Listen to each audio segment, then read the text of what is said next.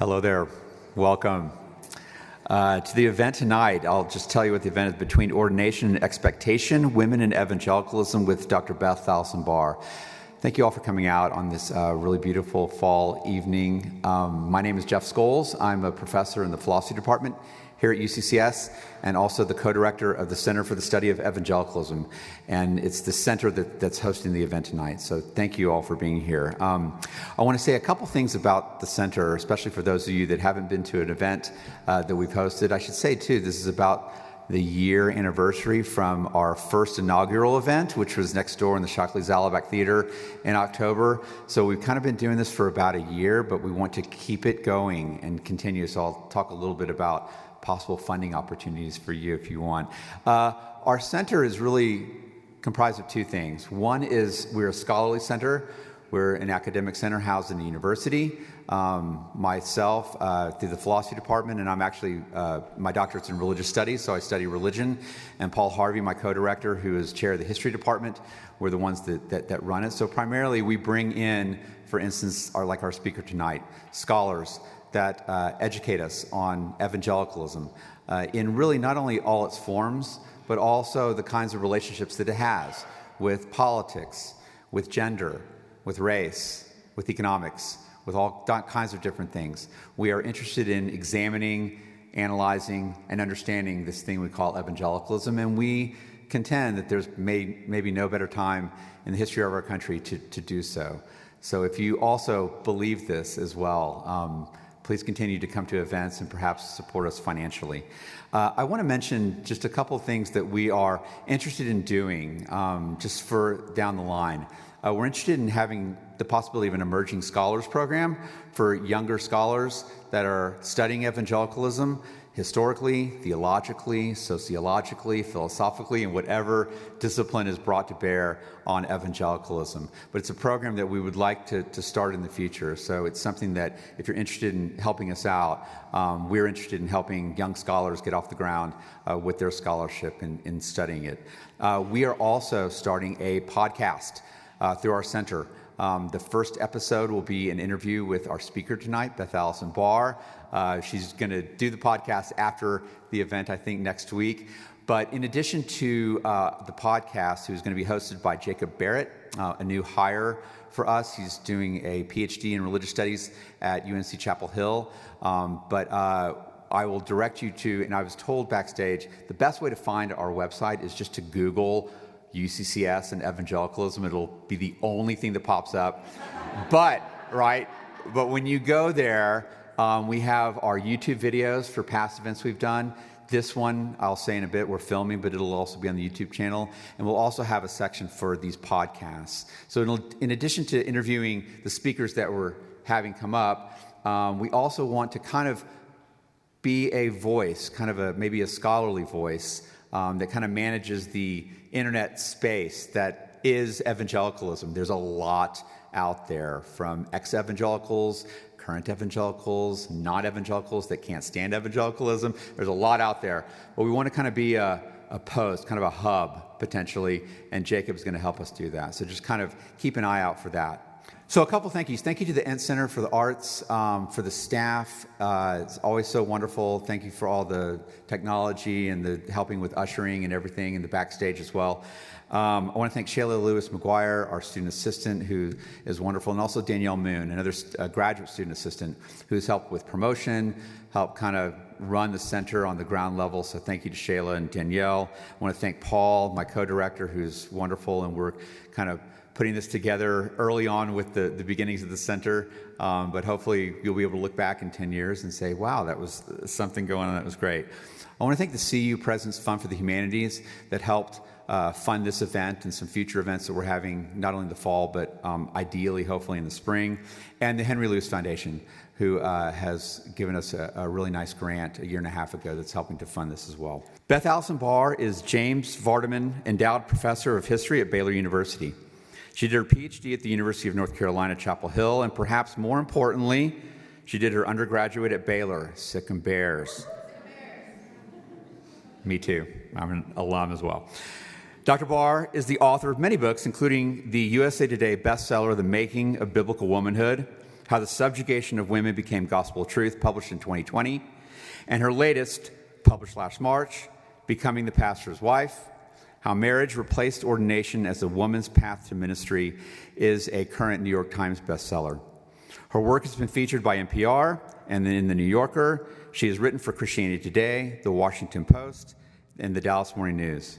Dr. Barr lives in Texas with her husband, a Baptist pastor, as you can probably well guess, and their 2 children. So please, with that, join me in welcoming Dr. Beth Allison Barr to the stage.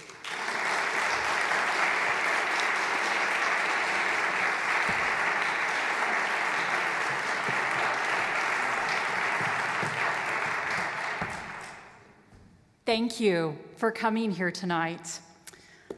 I was reminded when Jeff mentioned the Washington Post that this week is the anniversary of my first article that I ever wrote that actually got a really wide reception back in 2015 when nobody knew. I was just a medieval historian. And it was a post that I wrote when I was writing on the Anxious Bench on Pathos. It was actually my second post I ever did. And it was a moment where I read an article that I actually think was a Focus on the Family article, which fits for it being Colorado Springs. And it was a post on Halloween. And it's called Halloween More Christian Than Pagan. And it got picked up by the Washington Post, and I think today is still my most widely read post everywhere. And in fact, this week I've been getting emails about it. So if you want to know, before I did any of this, I wrote a post on Halloween that people are still reading. It is such an honor to be here with you tonight, especially at a time like this. I'm really grateful for the work of the Center for the Study of Evangelicalism. You just heard a little bit about what they are trying to do and what they are starting. And I can't tell you how thankful I am for this work that they are doing.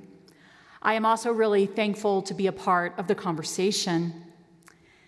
And I'm really thankful that y'all let a Texan come to Colorado. So thanks for coming out to hear me. Tonight, I want to talk to you about a ministry job in the evangelical world that is critical to the functioning of how we have structured our churches. Yet, it is mostly sidelined by the people in our churches, as well as how we tell the history of our churches. It is a job that is everywhere. Most of our churches have it. But it is without a clear description of what the work entails, except for maybe these constants. It has long, unpredictable hours. The workload vacillates from everything from feeding large groups of people to being a chaperone on a youth camping trip to subbing in for any Sunday school class from nursery all the way up. It's a job that does not have a salary, much less a benefits package. And somewhere, at some time, the person in this position will be asked to play the piano. It is a job that, for lack of a better word, is weird. It does not require formal training, although it's possible to take classes in which students are taught how to climb in and out of cars modestly, how to brew a good cup of tea, and the oh-so-important skill of packing your husband's suitcase. And if you don't believe me, I have seen the diagrams. The job also openly practices gender discrimination. Men really can't do it. The job is not based on leadership skills. I should say men won't do it. That's actually better. The job is not based on leadership skills, ecclesiastical office, or spiritual gifting. It is generated by and dependent on a human relationship, marriage. And it is a job that does not take personal calling or preference into account. As one active practitioner states, If your husband is called, you are called, whether you want to be or not. The job, of course, is the subject of my most recent book, Becoming the Pastor's Wife. For those of you who don't know, Becoming the Pastor's Wife connects the dots between the decline of female ordination and the rise of the role of the pastor's wife, tracing its patterns in the larger history of Western Christian leadership, ancient, medieval, Reformation, and modern. It thus continues the work of my first book, The Making of Biblical Womanhood, albeit in a different and more targeted way, showing how the role of the pastor's wife has mattered more than I think we have yet realized. So for the next few minutes, I'm inviting you to reconsider what you think you know about the pastor's wife, including her often overlooked significance in shaping the course of evangelical history. So let's start where I always start, and that's with the Southern Baptist Convention. Now, for those of you who are tired of the Southern Baptist Convention, let me just tell you, I am so tired of the Southern Baptist Convention. I am so ready to not be talking about them. But I can't stop talking about them because they are so significant in this story. The Southern Baptist Convention is the largest Protestant denomination in North America. It still is. It peaked at over 16 million members in 2007. It still comprises the largest percentage of U.S. evangelical churches, which in turn form the largest percentage of Protestant churches in the U.S. While the SBC has worked to maintain a distinctive identity, even refusing to join the National Association of Evangelicals, it nevertheless embodies the full range of evangelical characteristics. These include David Bebbington's classic evangelical quadrilateral, which is a focus on the Bible, the atoning work of Christ, evangelism, and activism. They also include an emphasis on revival over reformation, which is what we're actually seeing going on right now, especially in rhetoric. It includes both extremes of Wesleyan and Reformed theology. Southern Baptists are on both sides of this. And so importantly, it includes the conservative white culture that historian Kristen Dumais describes as centered on patriarchal authority, gender difference, and Christian nationalism. The SBC, whether it wants to or not, epitomizes evangelical culture. Given its sheer size and power, both political and economic, it's not surprising that the SBC casts a long shadow on the evangelical world. And in fact, the more that I have studied the Southern Baptist world, the more I see the connections, that it is in the backgrounds of so much more than I think we still even have realized. Some people I know make those big poster boards that connect all the dots among things, and the SBC is like at the center of that web. It's really incredible to me. One of my friends at Baylor is a woman named Elizabeth Flowers. She is also a historian of evangelicalism who has a new book coming out on complementarianism soon. And her first book, though, was on Southern Baptist women in the post-World War II era.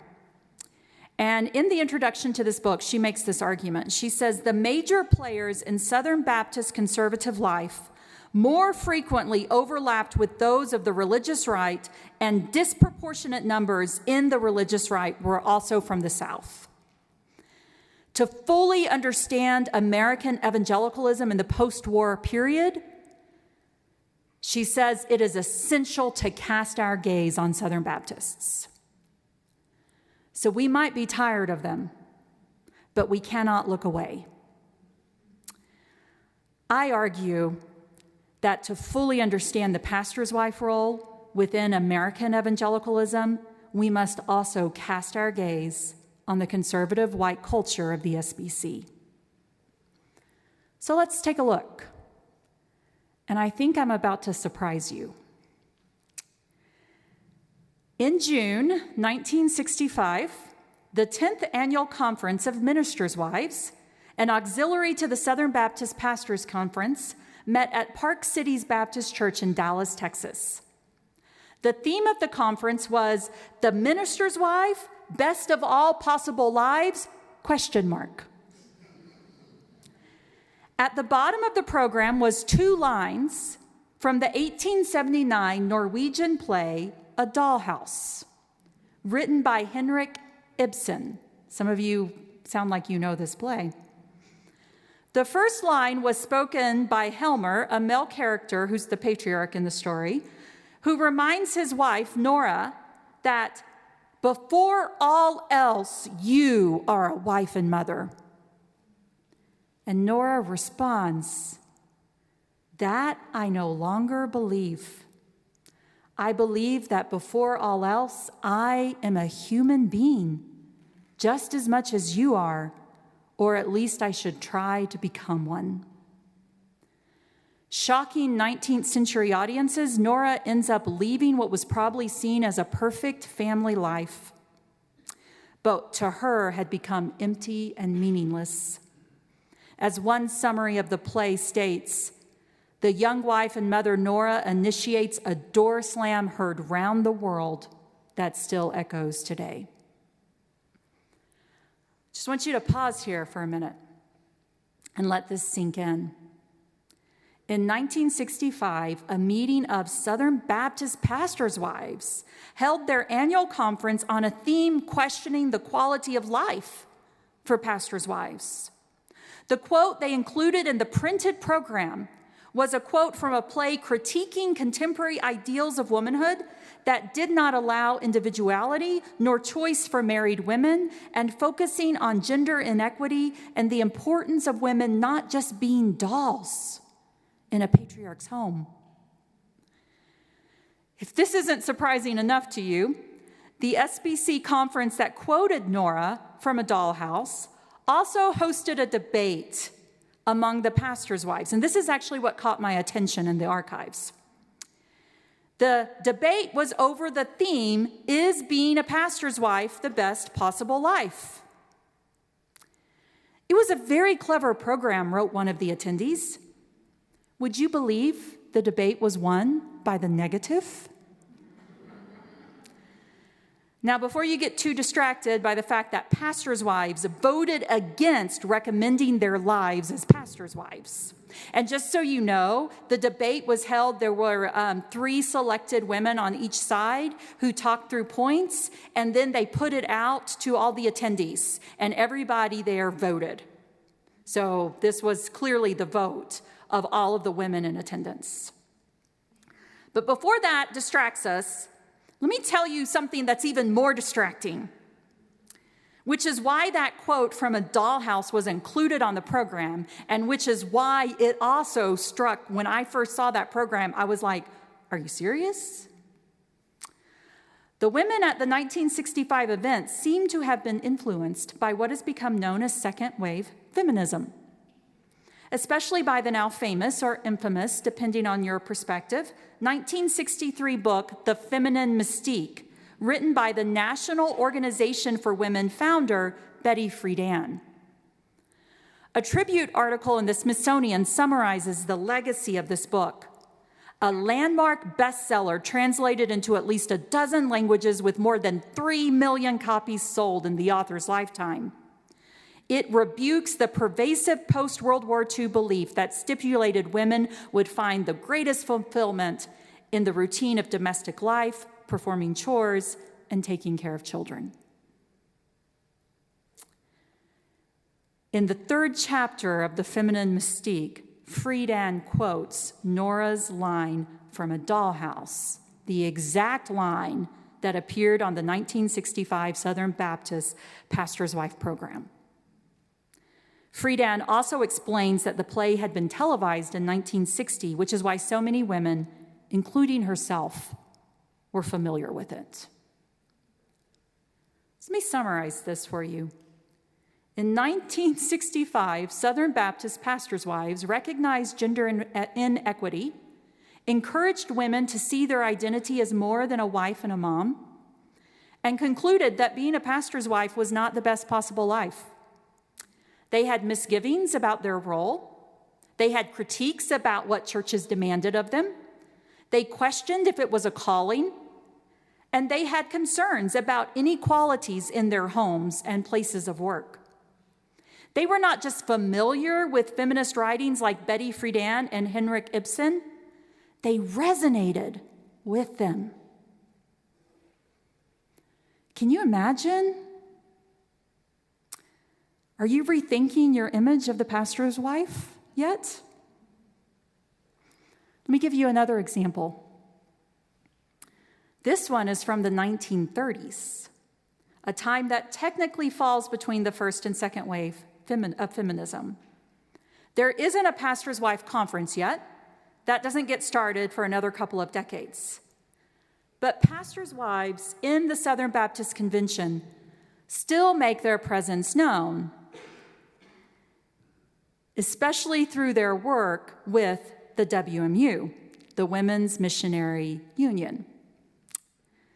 Take, for example, a woman who happens to be one of my favorite pastors' wives in the Southern Baptist tradition. Her name is Miss J.M. Dawson, but as I lived in the residence hall at Baylor University that is named after her, and her picture hangs over the piano out in the old, the living area, the students called her Willie. So, Willie Dawson.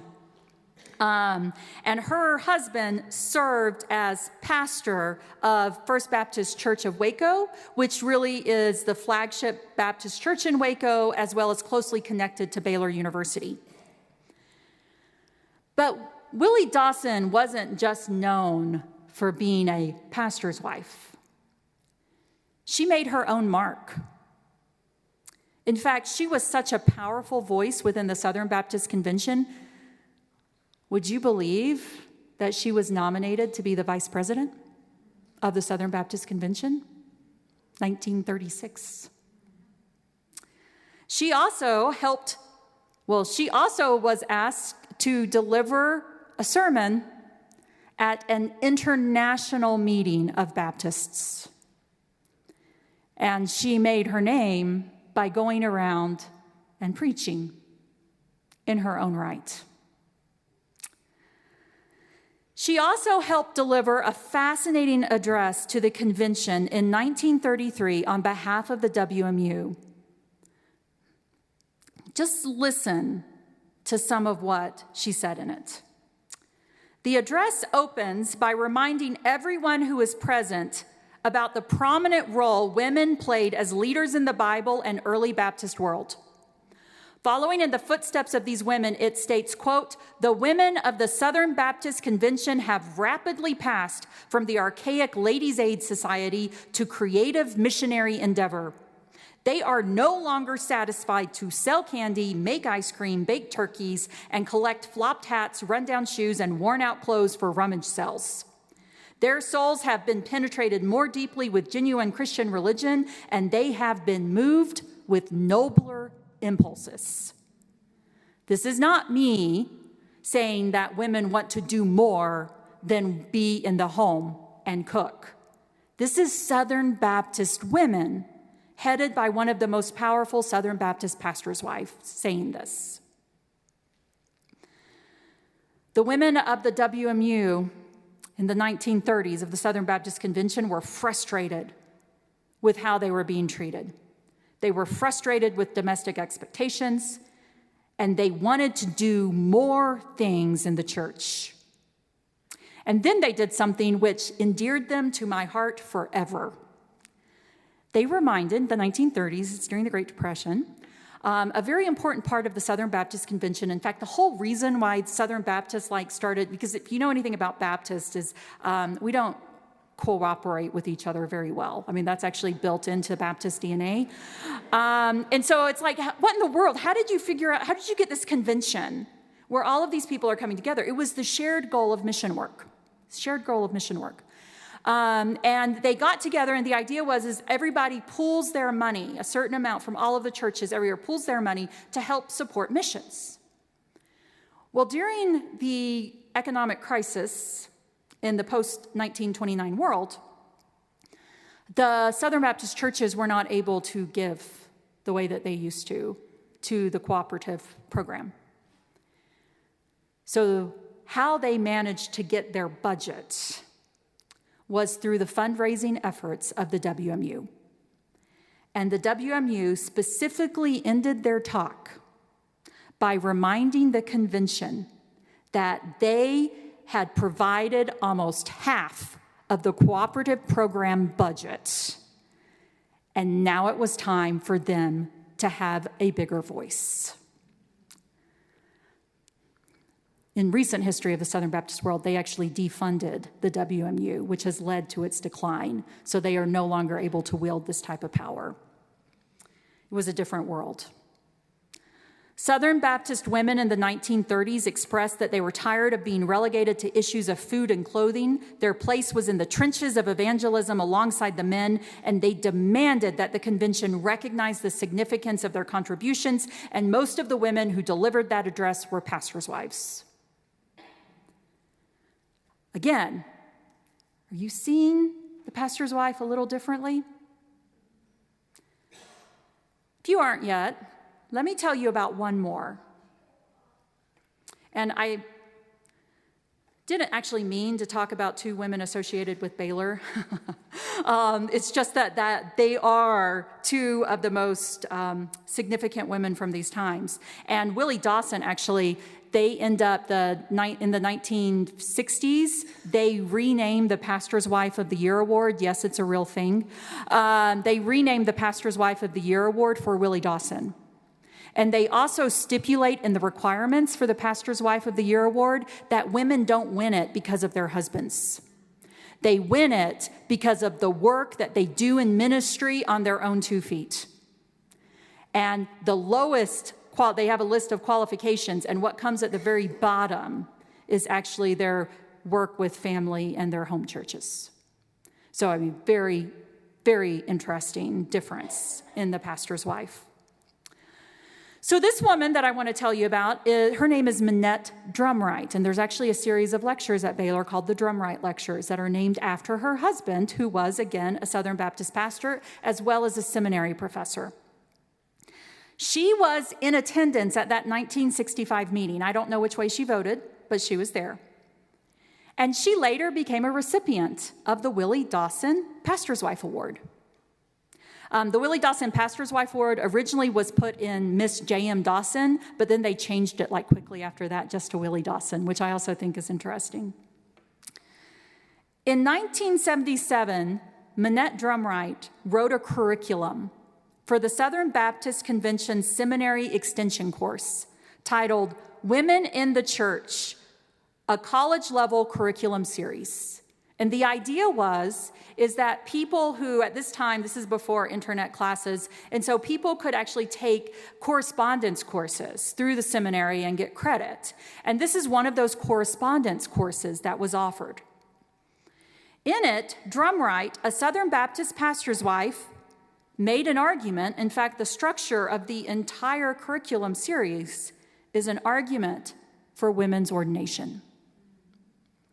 As she explained in the introduction, I do not recall ever having been taught the concept, but somehow I grew up with the idea that women were on a lesser level than men. Somehow women had a secondary status and role. Men's time was more valuable than women's. Men's judgment was sounder than women's. Women's primary task in life was to please men. Women should take all the responsibility for keeping things smooth and accept the blame when they went wrong. She writes that a study of scripture and history helped her to realize that women's subjugation was a consequence of sin, and that God's dream for humanity had always been, and these are her words, quote, unity and partnership between men and women as they accomplish God's purposes together. Can you imagine? Can you imagine how different the evangelical world would be if Drumright's vision for the SBC had been realized? Can you imagine if the conviction of pastors' wives in 1965 that women should be regarded as human first? Y'all, I think the ERA would have been passed. And I think Southern Baptist women would have been fighting on the vanguard for it. Can you imagine if pastors' wives had continued to fight for female ordination instead of turning against women pastors? And just as a little bit of trivia here for me, my decision to write Becoming the Pastor's Wife was born when I realized that some of the loudest voices fighting against women's ordination were pastors' wives. And I knew it had not always been that way.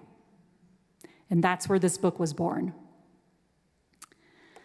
But the history of Minette Drumright and Willie Dawson and all those women at the 1965 Pastor's Wife Convention who voted that their life wasn't great, that's not the history we know.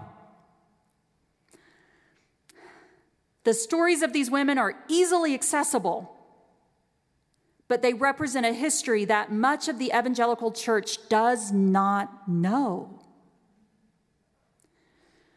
Historically speaking, the role of pastor's wife was born in the Reformation era, but it is not until the second half of the 20th century, in that post-World War II era, that it begins to be elevated as the highest calling for evangelical women, waxing in importance as more independently authoritative roles for women begin to wane. I think it is no accident that the same moment the evangelical world began pushing against women pastors was the same moment it began reshaping the pastor's wife role to support male leadership and to denounce female leaders. The SBC provides, again, a clear example of this fortuitous timing. When the 1970s saw an explosion in the number of denominations supporting women's ordination, leading to more women attending seminaries and becoming ordained, the Southern Baptists initially expanded opportunities for women too, ordaining Addie Davis in 1964, the first SBC woman ordained into ministry. And by the way, y'all, did you know that the first female senior pastor of a Southern Baptist church was in the early 1970s, and she was a black woman? Did you know that? Her name was Drusilla Fordham. Anyway, in the early 1970s, a female senior pastor, a black woman, female senior pastor of a Southern Baptist church. And at this time, we saw more women moving into the SBC's 6 seminaries, not to do the women tracks, but they wanted the pastoral track. They wanted the Masters of Divinity. Baptist historian H. Leon Macbeth wrote in 1977, "One may no longer assume that women seminarians are preparing for the traditionally feminine church jobs. Many of them are preparing and planning to be ministers. Some are frankly aiming at the pastorate." By 1984, 20 years after the ordination of Davis, the number of ordained women in the SBC had increased to around 200. I know that doesn't sound like a huge amount, but it was a 20-fold increase in less than a decade. And if you think about what it requires to get to ordination, it requires women going through and getting pastoral training and then getting hired by a church, because usually ordination at that time came after you got appointed by a church, okay? So those 200 women who were ordained represent a whole lot more women who were training to be pastors. This increase placed the SBC on the same trajectory as the mainline liberal denominations. Historian Barry Hankins tells us that in his great, really fantastic book, Uneasy in Babylon, about the rise of culture wars in the Southern Baptist Convention. It is at this exact moment that the SBC does an about-face on women, when women are beginning to move in and clearly are beginning to be seen as a threat to male positions. It is also at this, and they begin to take steps to actively prevent women's ordination. Some of you may know that on July 13th, 1984, at the National Convention in Kansas City, the SBC passed a resolution that asked local Baptist churches to cease ordaining women ministers. I think that sentence, that phrase there is really important, because I think we've been told that ordaining women is a new thing. They were asked to stop because they were doing it. This sounds like those from the early, back in early Christian history, where we have all those accounts from ecumenical councils where they're like, stop letting women serve the Eucharist. It's because women were serving the Eucharist, okay? So women are pastors. And in 1984, the Southern Baptist Convention passed a resolution and asked churches to stop ordaining them. And the reason they gave was the Bible excludes women from pastoral leadership because the man was first in creation and the woman was first in the Edenic fall. Those are the words from the resolution. It is also at this exact moment that literature and curriculum geared towards controlling and elevating the pastor's wife role began to proliferate. And I could have gone more than one way at this part in the paper. I could have talked about curriculum that's being produced. If anyone wants me to talk more about that in the Q&A, I am happy to do so. I just saw all of Dorothy Patterson's curriculum at Harvard. And why it's at Harvard is another story. But I chose here to talk about the books specifically. Because that's actually what I built the Becoming the Pastor's Wife on. I built it on 150 pastor's wife books that I read, and I'm still alive after doing that. But, so let's take, for example, Betty J. Cobble, a well-known Southern Baptist pastor's wife and educator. She published a book titled The Private Life of the Minister's Wife with an SBC press in 1981. Listen to what she wrote. In marriage, the man is assigned leadership. The husband's God-given assignment is to make the final decision, which becomes the marriage decision. Submission, which she described as a fellowship role, is God's assignment for wives, including the minister's wife. Now, y'all live in the town with focus on the family. So I know some of you are like, isn't that the language that's always been around? No, it is not. It is language that began to be articulated in this very particular way in the 1960s and 70s and moving in to especially women's Bible studies and literature like this created for pastors' wives.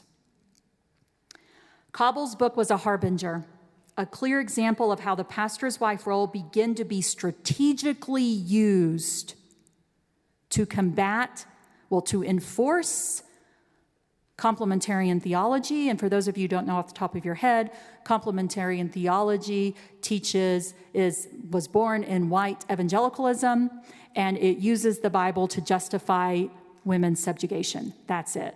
That is complementarianism.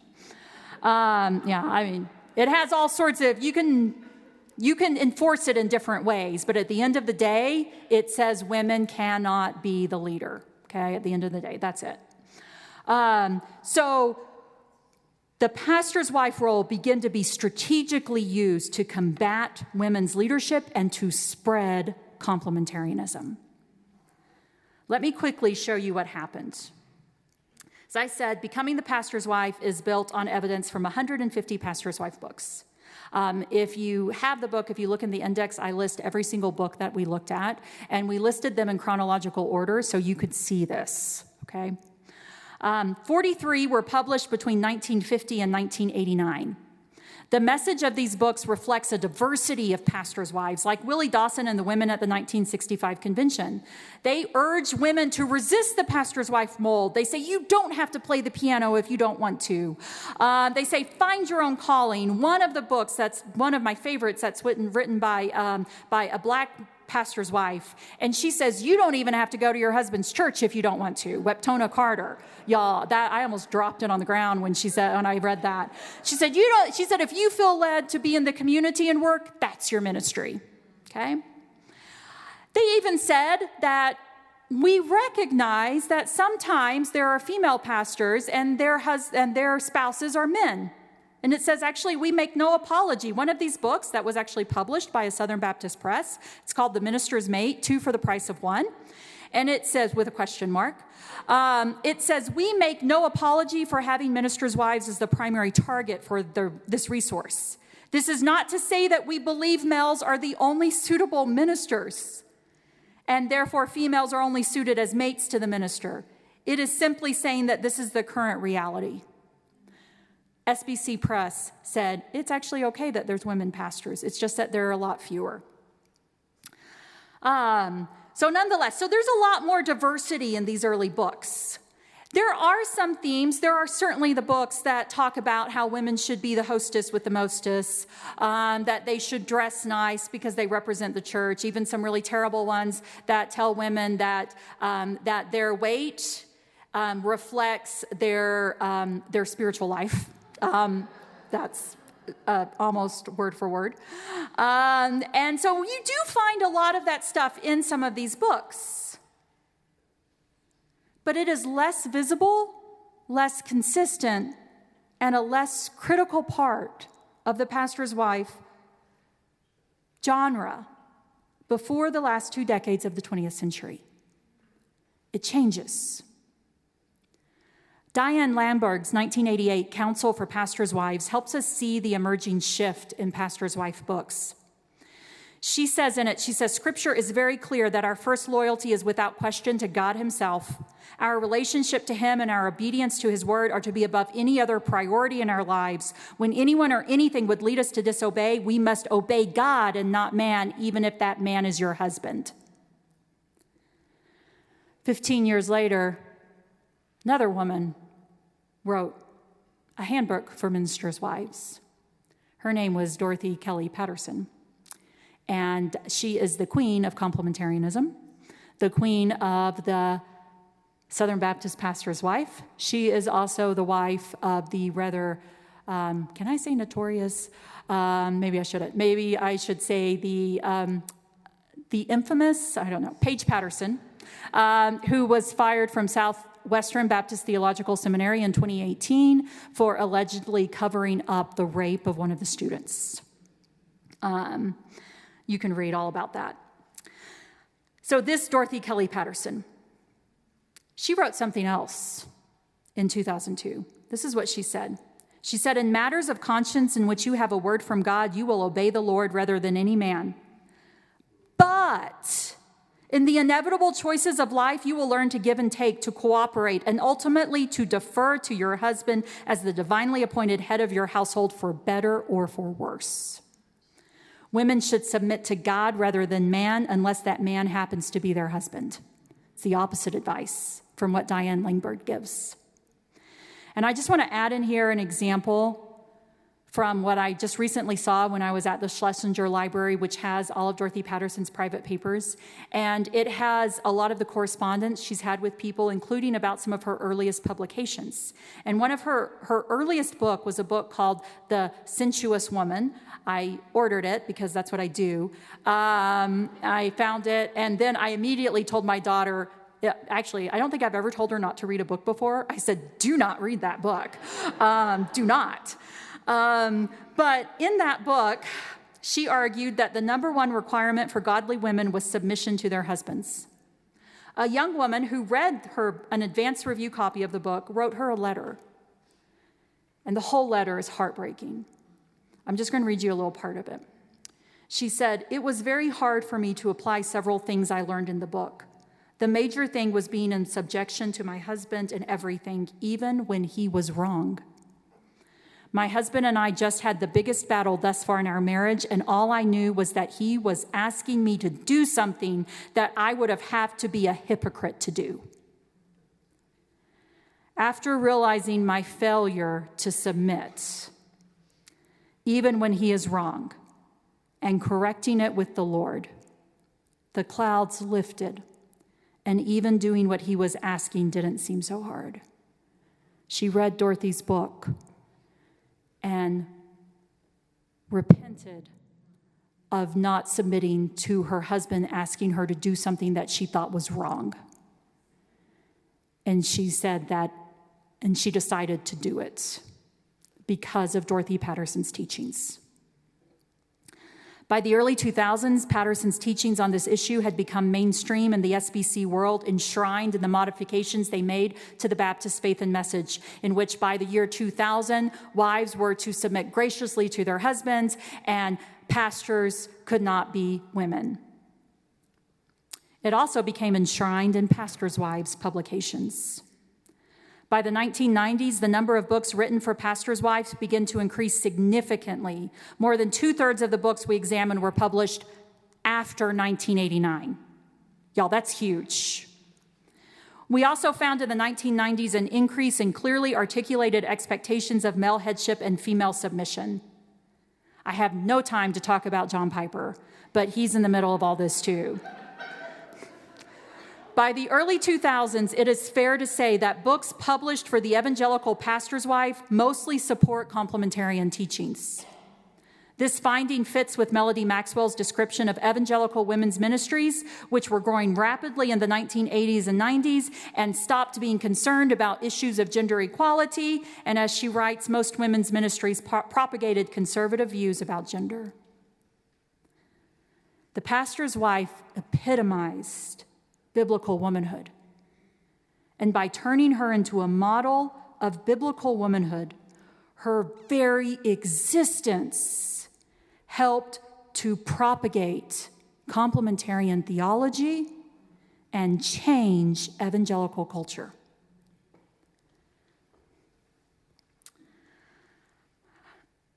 I'm already a little over than what I said, but I'm going to read you this last example because I have a non-SBC example for you, but it is Baptist. It's independent Baptist. It's Beverly Hiles, the wife of Jack Hiles. And her book, written in 1990, Life as Viewed from the Goldfish Bowl, just really epitomizes, I think, the change, especially if you think about that 1965 Southern Baptist meeting.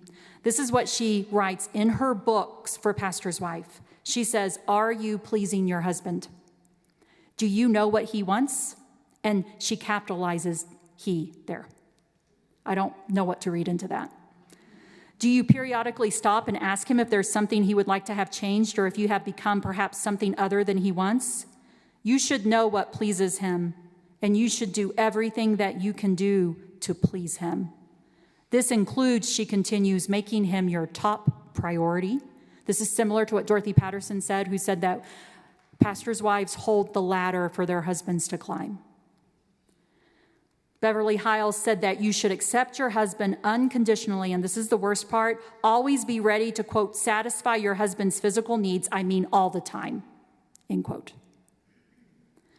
While people have hotly debated female ordination, historians and lay leaders have overlooked the connection between the decline of female ordination and the attendant rise in the visibility and the increasingly submissive posture of the pastor's wife role.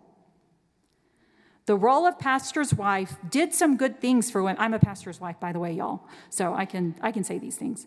The role of pastor's wife authorized ministry opportunities for women, sometimes opening new doors. It offered ways for women to exercise leadership. It legitimized the spiritual significance of women's roles as wives and mothers.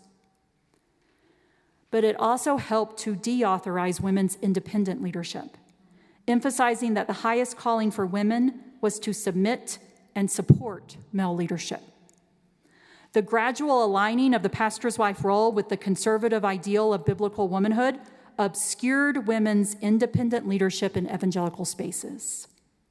As one young woman said to me in 2018, When I told my youth pastor I felt called into ministry, he said it meant I would marry a pastor. There is an old adage that says you shouldn't judge a book by its cover. But if you look at the cover of Becoming the Pastor's Wife, which I think is coming up here for you, you will literally see my thesis. The ordination of women, including their functioning in pastoral ministry positions, is a part of Christian history stretching all the way back to the Bible, and even during the world of medieval Christianity. But today, when I make that statement, I'm often met with skepticism. Perhaps you're skeptical. Do you know why you're skeptical? Just look at my cover. The image of the pastor's wife as the domestic goddess who serves in the background of her husband's ministry stands front and center as not only what a pastor's wife should be, but what all godly women should become. As for the women in ordained ministry, she has faded into the background. Thank you.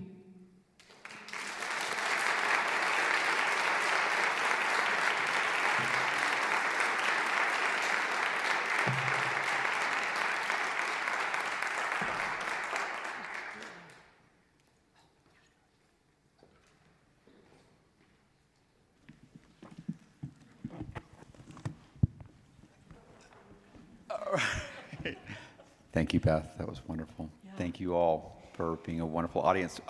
So again, I'm going to ask one or two questions. We'll kind of see.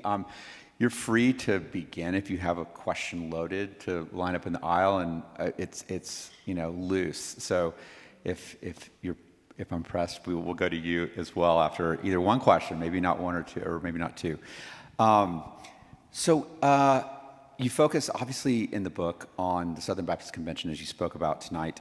And you also mentioned in the book and tonight as well on this kind of durability of this concept of biblical womanhood that is able to migrate to kind of wider evangelicalism.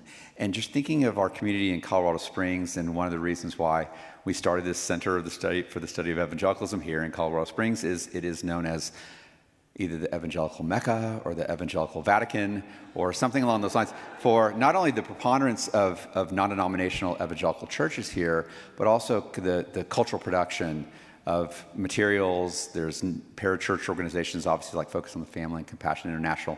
They're here too. How, I guess, durable, especially if many of these non-denominational evangelical churches are not affiliated with the SBC at all. And I'm sure most of you can think of examples of evangelical churches where it seems like there's like a husband-wife team up there, not unlike Jim and Tammy Faye or something along those lines, or Joyce Meyer, or women pastors that are evangelists that are very powerful. How do you see it migrating, and is there a Southern versus West difference that makes a difference? So I'll start with the husband-wife team. This is actually something, as I said, complementarianism is a continuum. The idea is that ultimately men are in charge, but where they are in charge on that, you can push it. So some places they push it, really, we'll go to my right here. They push it where you can't even teach Sunday school as a woman. Some, however, push it all the way this way, where you can do everything but be the primary pastor. And that's actually where we see women, and that's one of the reasons why the pastor's wife role does open opportunities for women, because it enables them to have platforms, it enables them to do what they feel God called them to do, as long as they always pay at least lip service to the fact that they're not the one in charge. And the sad part of that is that, and this also tells you where the job lies, because when their husbands get fired, as if you think about the whole Hillsong saga, this has happened recently, well, not that recent, but relatively. But if the pastor gets fired, the wife loses her job too, because her position, and this is why I describe the pastor's wife role, is it's a dependent position. Even if she is out on the stage and able to preach and able to do all these things, her ability to do that is because of who she's married to. which is not true for the pastor. So so there's a continuum of them. Obviously, the Southern Baptist Church is way over here on the right, but there is a whole gamut. I will say that there are other influences on this, so I do think some of it is cultural. I think that Southern churches do tend to be more where women are not like that, at least in white churches. Black women are a whole different story. And you see more women leading in the West and the Northwest and et cetera. So I do think that there are cultural differences in this. But the ultimate factor is that even women who are able to do everything, they have to stay in their lane. And their job ultimately rests on the marriage to that man. Thank you. I'm also thinking about our kind of national political climate, and it seems like for many, perhaps in this audience, that there's been some backwards movement, in particular in terms of gender equality, certainly in other areas as well.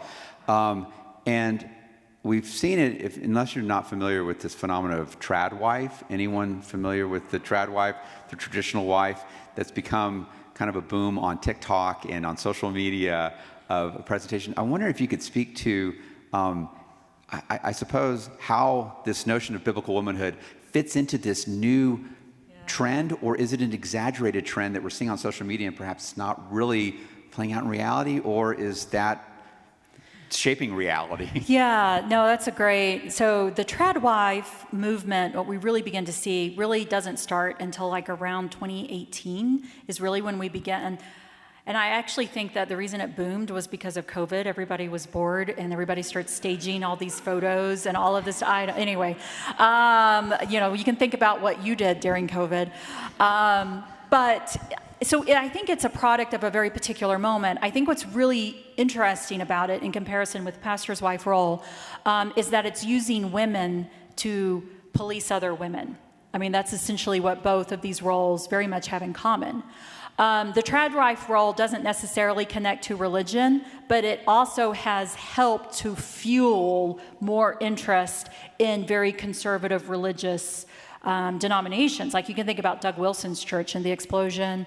I hope it's not an explosion, but it has grown, Doug Wilson's church, and it has a very hard line on women. And you do see that these trad wife ideas are very popular in those groups. So I'm not sure which. I think the conservative ideas came first. The trad wife took advantage of Instagram, and of course, none of those trad wives are anything like actual pastors' wives because they get paid, and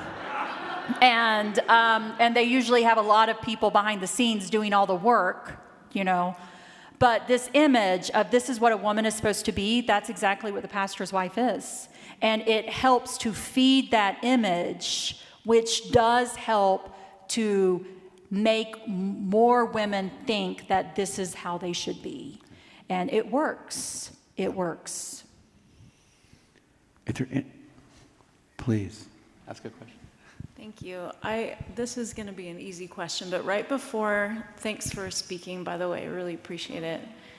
Right before your final example that you gave, you mentioned something, and I'm sorry I don't remember, but something epitomizes biblical womanhood. Do you remember that? Anybody? What did I say that epitomizes biblical womanhood? Well, the pastor's wife epitomizes biblical womanhood. Okay, so my real question is, how do you define biblical womanhood? What do you mean by that? Sure. So biblical womanhood, thank you for that. I use it so often that sometimes I forget. So I use biblical womanhood in a very particular way. It is a phrase, and you can go use Google Analytics. Go do it right now on your phone. I don't care. Go to Google Analytics and put in the phrase biblical womanhood. And what you will see is that phrase does not appear before really the 1990s. It is born in the 1980s with the beginning of the Danvers Statement and the Council for Biblical Manhood and Womanhood, and John Piper and Wayne Grudem's, which I didn't have a chance, that's another whole part of this that intersects with it.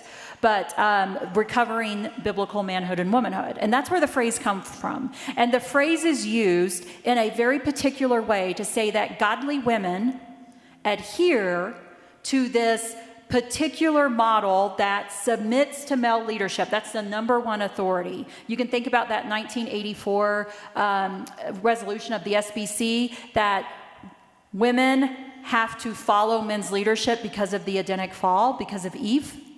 They bring it all the way back and they say that women in God's kingdom, God's church, that women are created to follow men. And so that's the number one characteristic of biblical womanhood. And in fact, in some ways, I might say that's the primary characteristic of biblical womanhood, is that you submit to male leadership. So that's the way I'm using it. If you ask me what is a biblical woman, I would say a biblical woman does everything that a man does. And I stole that from Nijay Gupta, who wrote a really great book. It's the first book I wrote a foreword to because it was so fantastic. It's called Tell Her Story. And one of the things that he says in that, he says, everything you see in the Bible that a man is doing, you will also see a woman doing it. And they are fewer, but they are there. And so what is biblical womanhood? It is whatever God has called you to do. That's what I think it should be.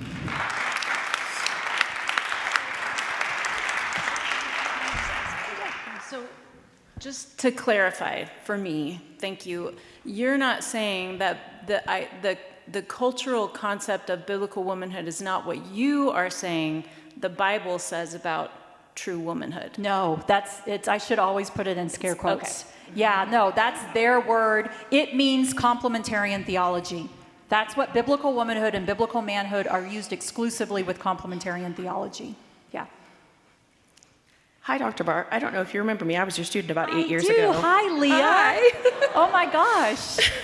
Just a few years ago. No, just like one or two. I was wondering, so I am a historian myself these days, and I think a lot about like, why do we tell these stories? So I was wondering if you could speak about how you think you're telling this story will impact like our current experience. Current what? Our current experience. Our current experience. So, you know, this is actually great. I am a women's historian. I'm a medieval historian. I'm a women's historian. And so one of the courses that I teach regularly is feminist theory. And there's some really fascinating scholarship that talks about how women use story more often. So historically speaking, women use story to tell, to make their points, to make their arguments, etc. And so using story, and so in some ways, I mean, anyway, yes, obviously, I am a feminist, so we'll just put that out there. I think that's obvious by now. But I always kind of embed, I don't know if people realize how much some of that is embedded, even in the making of biblical womanhood. The very fact that I use story to tell this story is actually me also thinking to this feminist theory that shows how this is how women tell things that matter. And this is how we make our point. And this is how we make our point to other women. And so by me using story and using women's stories, what I am really hoping, I'm hoping to help explain how we got here. And my hope is that other women will see that what they have been told is not actually what the Bible requires of them. That it is something that's born in history. And one of the beautiful things about something being born in history is that it can be unmade. Gerda Lerner, she wrote The Creation of Patriarchy. She was wrong about a lot of things in it, but nonetheless, she wrote it in the 1980s. And she said that, but somewhere in the conclusion, she said if something that patriarchy was born in history and patriarchy was made by history and it can be unmade. And that has always stayed with me. And that's what I am hoping. I am hoping by people seeing how this was put together piece by piece, that it will help them realize, oh my gosh, this story has a beginning and it can have an ending. And we can make something new. That's what I hope, Leah. Thank you for coming to speak. I'm not entirely sure if you kind of inadvertently answered my question, so I'm going to still throw it out there. So you as a pastor's wife, obviously you're very confident in yourself. You have a lot of power and ability to do pretty much be here, write books, and to be who you are. So my question is, how do women in the church who are not like you, maybe don't have the space to be like you, reclaim their power and their faith when it seems as if evangelicalism is a source of their dehumanization through not only the scripture, but also in the culture of evangelicalism as a whole? It's a really good question, and I want everyone to know that I haven't always been here.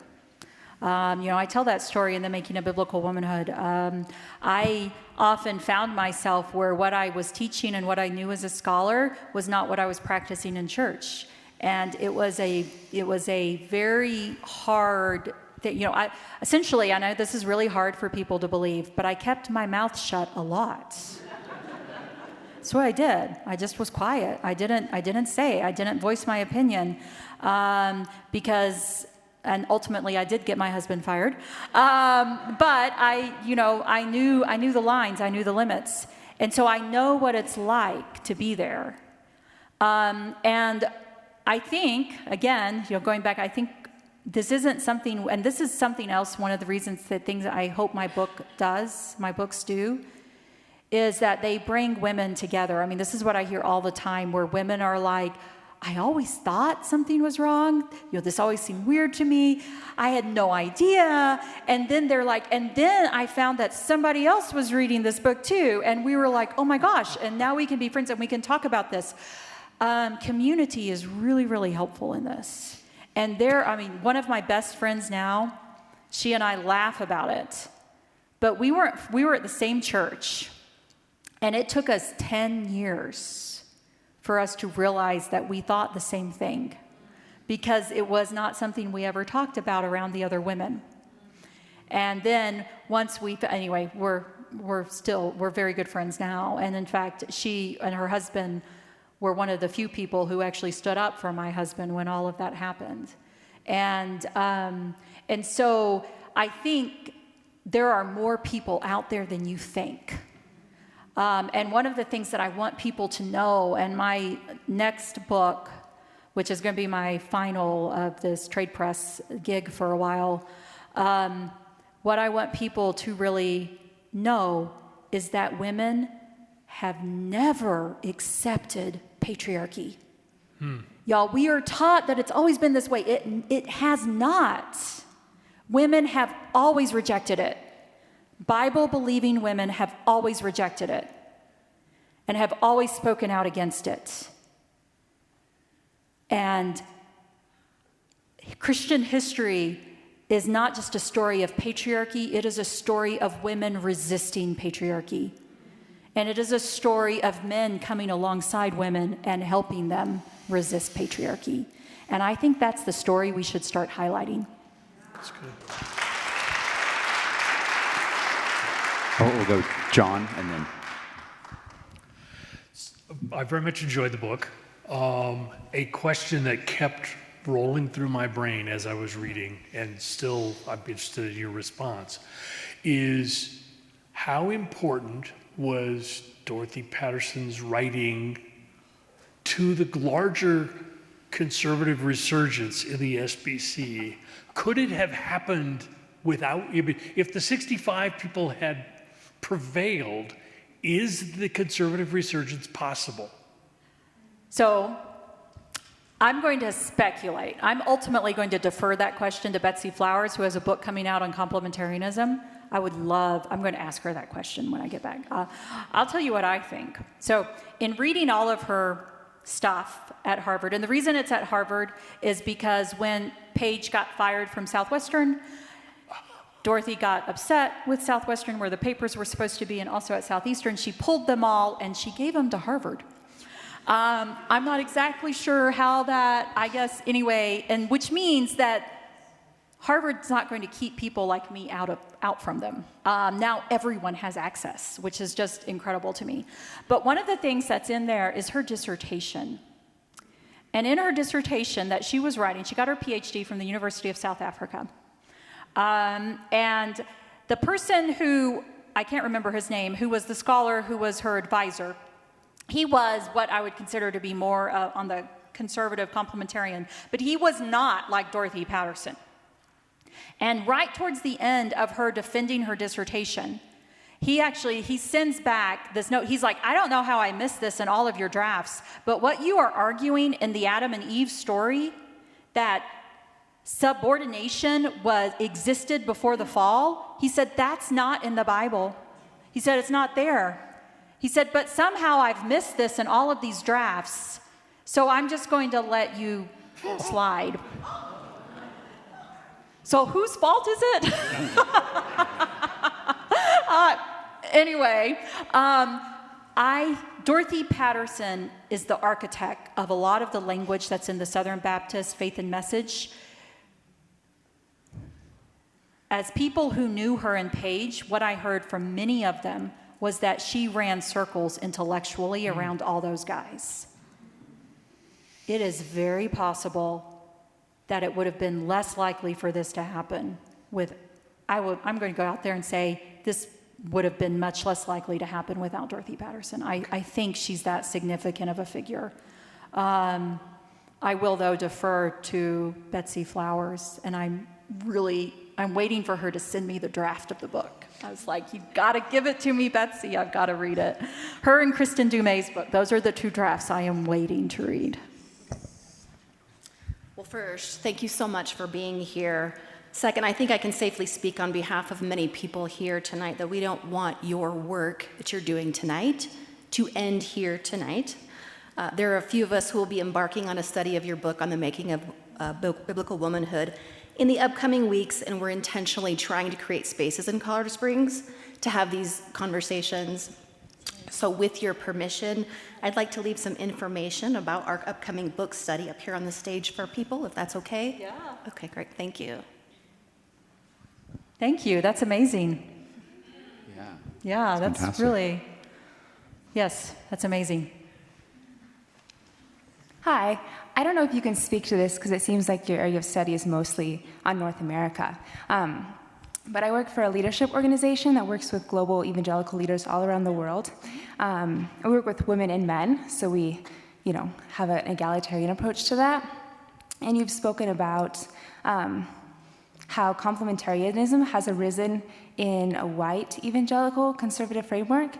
And so I'm curious to what extent evangelical views on the gender question have been exported from the West, or especially as it's changed in the 80s and 90s, how much of that has bled over from the West, or might be more local to do with traditional Absolutely. perspectives? Yeah, I'll speak about that. So I'm trying to remember. I think it was 2021, and I was back to the UK for the first time since COVID. And I was actually over there with 4 graduate students. I had a grant to get them into the archives so they could actually start writing their dissertations after all the shutdown. And I got there before them all, and what I do when I travel internationally is I try to sleep on the whole flight on the way over, and then when I get there, I go and I nonstop, I do stuff all day long so I can sleep. So the very first thing I did is I went to a church called St. Helens Bishopgate, which is in downtown in London, in the financial district of London now. It's one of the oldest extant buildings, medieval church buildings, and it is the only one in the London area that still has a double nave that had a female monastic house. And so it's probably the nunnery that Chaucer talks about, where the abbess has all the little dogs and they're always waving at all the men. It's probably St. Helens Bishopgate where that is. And so I was there, and I went up into the balcony so that I could look down and take a picture of the nave. And when I looked down, I saw, and the church it's an evangelical Anglican church. It's sort of as these new sort of evangelical churches that are arising within the Anglican tradition in the UK. And I looked down, and every single seat down below had an ESV Bible. The ESV Bible is the biggest exporter of complementarian theology. It is one of the #1 Bibles that is globally exported, and in fact, they give it away. They give it away. They get local congregations to raise tons, because everybody wants to give Bibles, right? It's really good to give Bibles. And so they're giving away ESVs. And if you don't know, the ESV was intentionally created by the people who wrote the Danvers Statement, who were the architects of the Southern Baptist Faith and Message, and John Piper and Wayne Grudem. They are the architects of this. And the things that they changed, the ESV is mostly a very good RSV. About 5 to 6% of it's different. The things that they changed mostly have to do with women, to try to make it look like women were never in leadership and are always called to submit to men. Those are the primary changes that they made. And that has been going out. And in fact, just recently, the ESV, the people who translated the ESV made a major correction. And if in Genesis 3:6, where the curse in Genesis, where the curse is for Eve, is your desire will be for your husband and he will rule over you. Patriarchy is the result of the fall. They changed it with no reason to change it. They changed it to your desire will be contrary to your husband and he will rule over you. So instead of patriarchy being a result of the fall, feminism is a result of the fall. And that's the Bible that has been circulating internationally. And yes, I think there's a lot of this global exportation that's going on. Some people have talked about it being also moving to Asia. And in Asia, if you look at evangelical, one of the things you will know is what they call the Bible women. And these are the women who are the preachers who spread Protestantism and evangelicalism, etc. And those Bible women, Christianity Today had a really good article on it about 15 years ago. Those Bible women are being pushed out because of the coming in of the biblical manhood and womanhood theology. So, and the UK, I go to the UK all the time, and I hear from people there all the time about the influx of this American version of gender theology. People like patriarchy because it looks like what the world has done. As I said, it's a product of human culture. And so if you can empower it with the Bible, then that's a choice that many, many people will make. Hi, thanks so much for being here. My name is Lisette. I don't really know how to even phrase this question, but I just feel like in both of your books, again, this heavy influence of patriarchy, and you were kind of even discussing on the stage earlier of this, as you've been kind of like writing these books and people looking at each other going, I knew that, did you know that? Like, I felt that, you felt that. And I just feel like that is just a collective experience of women, again, of like us being silenced, but also like the moment we're speaking, everyone in the room's like, I felt that. So I've actually been curious, again, kind of connecting this idea of patriarchy of like, as weird as it sounds, it's like, until men get on board with us, we're gonna keep fighting them. And so I'm actually curious to hear about if you've had some of the positive feedback from male colleagues or male reactions, and has anyone repented of their complementarianism? Yeah. There are a lot of men who, part of this is just simply education, because most women, I'm an optimistic person. And I believe we're all created in the image of God, which means that we have that kindness and decency and love, and we care, and we want to treat other people hopefully nicely. It's hard to see that sometimes in our world. But most men who adhere to complementarianism are not abusers. They're not people who think they're doing it because they think it's godly. And complementarianism hurts men as much as it hurts women, because there are so many men out there that are not gifted leaders. There are a lot of men who are gifted leaders, but it's not a gender thing. It's a gifting thing. And there are a lot of men who are being forced into leadership roles who don't want to be there, and it causes a lot of stress. Anyway, I could go off on so many rabbit trails here with this one, but when you present reasoned, my experience is that when men, they're like, wow, that's really interesting. There's a genuine willingness to want to know more. The ones who resist are often the ones who have something to lose. They're going to lose their job. They're going to lose, if they are some of the men who don't use their power well, they will lose that. Most others are very receptive. I have more men that I know in my life, even in Texas, Waco, Texas, y'all, who are receptive and actually have repented of complementarianism. I think it's an education thing, and I think it's helping people realize that this is not actually what the Bible teaches, that you can be a godly man and you can be a godly woman without gender hierarchy. You can celebrate the differences between men and women without gender hierarchy. You can do that. And I think if we just keep talking and spreading and being kind to people, people all the time are like, wow, you're a nice person. And I'm like, yes, I'm actually a really nice person. I spent 6 years of my life making waffles and brownies for college kids. I was their dorm mom. I lived with them for 6 years. I really did. I was a faculty in residence. I think if we approach people as being made in the image of God and give them the chance to think something different, a lot of people will surprise you.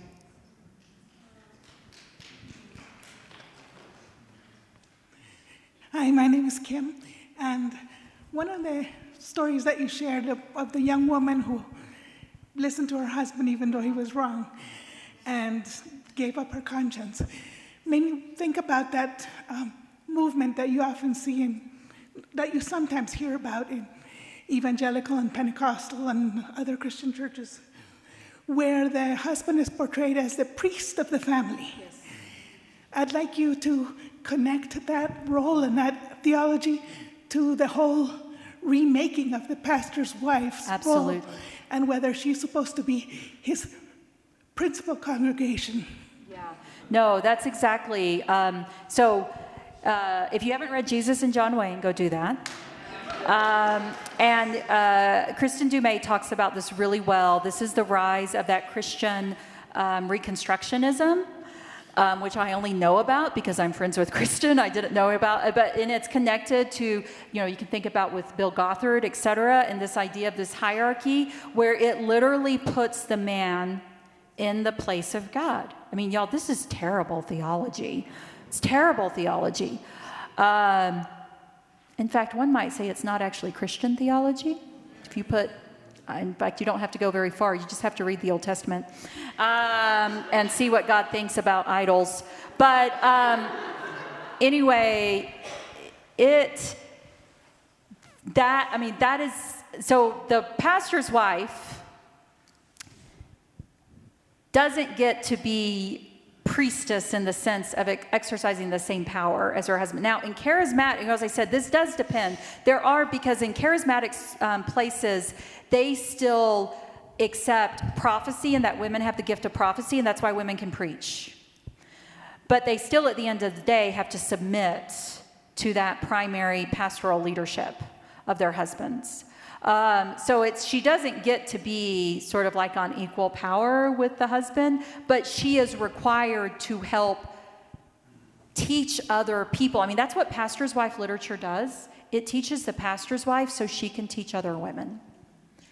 This is really, I think, is a lot, and people have not paid attention to how women have propagated and have been one of the main instigators in some ways of this. I always say patriarchy wouldn't work if women stopped supporting it. Anyway, I'll go back to the making of biblical womanhood. Just stop it. Stop supporting patriarchy. It won't work if we don't support anyway. But yeah, that's the same. This whole priest, it actually adds another element. Why do women have to support patriarchy? Because your husband speaks for God. That's a really, really dangerous place to be. I don't know if I answered your question very much, but I talked around it a lot.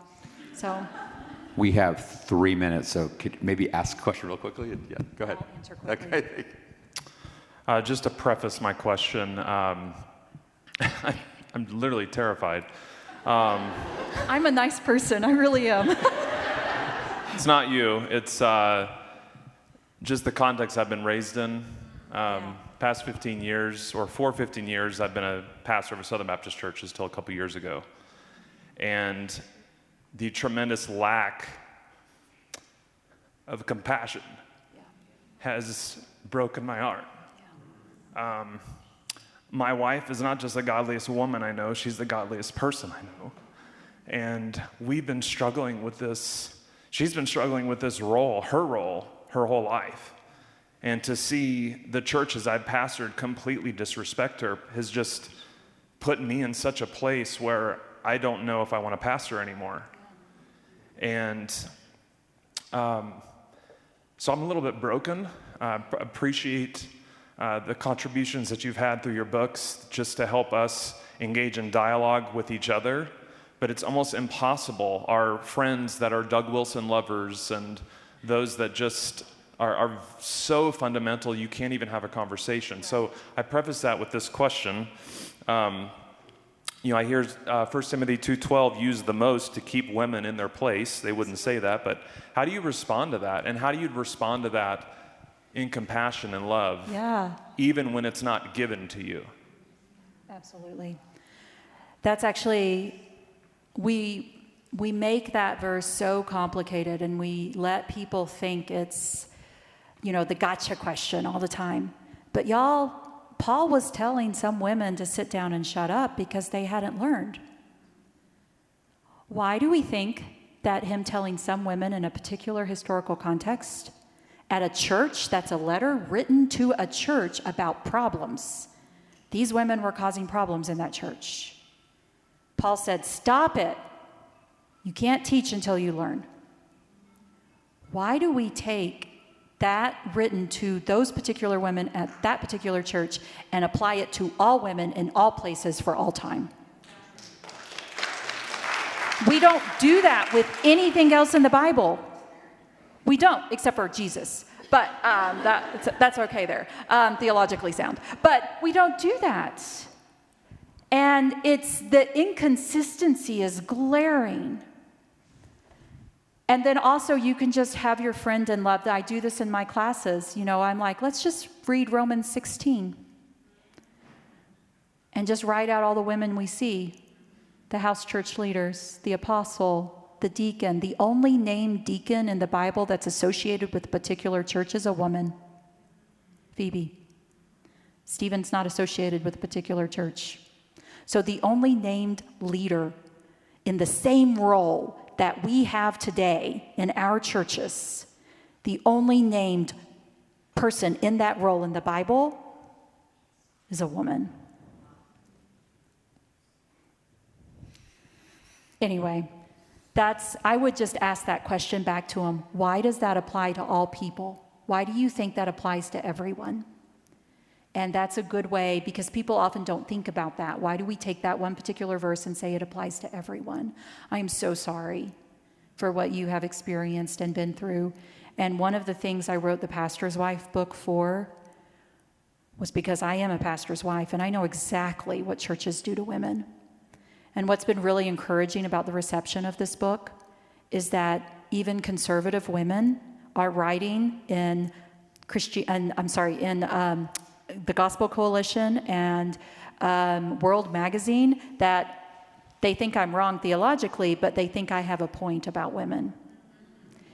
And that's because they've been there. And if there is anything that tells us that there is something deeply wrong with complementarian theology, it is how many women we have broken and crushed and spit out by it. And the pastor's wife is the poster child of that. So I'm so sorry. And I am just glad that God is bigger. So thank you for your question. I hope I helped some. Yes, thank you. And a wonderful way to end. Thank you, Beth. Let's give Beth really big thanks.